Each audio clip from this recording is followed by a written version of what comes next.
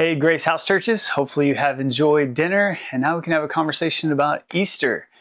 So this past Sunday is the biggest Sunday in the life of the global church. So many visitors, so many guests, so many glorious things to celebrate.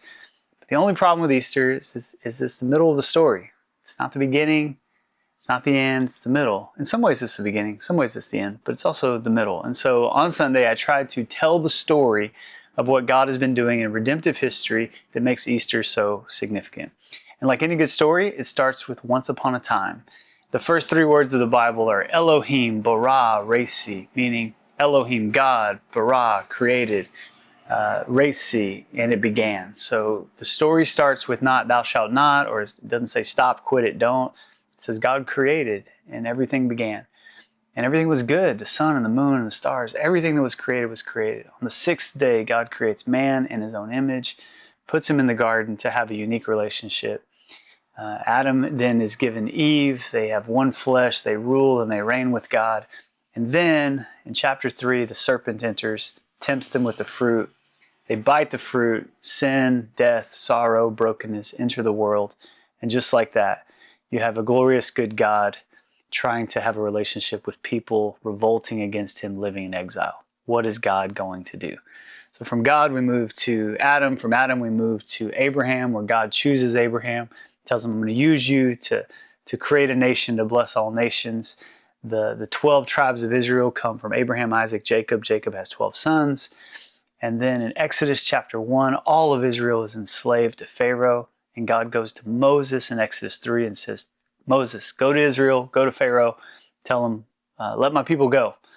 And Moses says, who do I say sent me? Like when I go to them, who do I say sent me? And in Exodus 3, God says, tell him I am sent you. Tell him the one from Genesis 1, the creator who made everything. He's the one that sends you. So Moses does that. God redeems, rescues his people out of slavery in Egypt. And then this story becomes the story. The Exodus story, the great I am becomes the story for all the rest of Israel and all the Old Testament.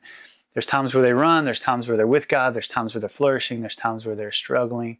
But the rest of the story of the Old Testament is God pursuing people under the banner that one day a king would come and rescue his people. And then you move to the story of Jesus, where he shows up and starts making claims about himself. I'm the bread of life. I'm the good shepherd. I'm the light of the world. But the greatest claim is in John chapter 8, where he's having a conversation with the religious leaders, and they're arguing, and the religious leaders play the trump card. They say, Jesus, do you think you're greater than our father Abraham? Calling back to Genesis 12, because Abraham's the greatest of all. Do you think you're greater than our father Abraham? And Jesus responds, before Abraham was, I am. He uses the phrase from Exodus chapter 3.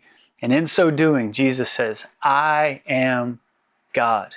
I'm the one that walked in the garden in the cool of the day with Adam. I'm the one that called Abraham in Genesis 12. I'm the one that rescued you out of Egypt. I'm the one that shows up in Isaiah chapter 6. I am God. The uncreated one has become a created one. And so this is what he claims to be. And then the religious leaders have their way. They conspire with the Romans to ultimately kill Jesus.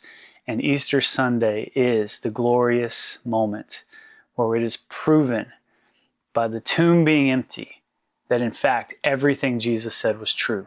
He is not a liar. He truly is the bread of life. He truly is the light of the world. He truly is the good shepherd. And Easter proves it. It vindicates him. It's Jesus saying, I told you so. I really am God. And so we celebrate what Jesus achieved on Easter Sunday because it is the proof that he's not a liar, that he was not a sinner, that he was not demon-possessed, that he is not any of the accusations against him, but in fact, he is the God who created everything. And now he offers us an invitation back to the Garden of Eden. And we can take that invitation and we can follow him. And like any good story, we can have happily ever after with the Lord, ultimately one day in heaven.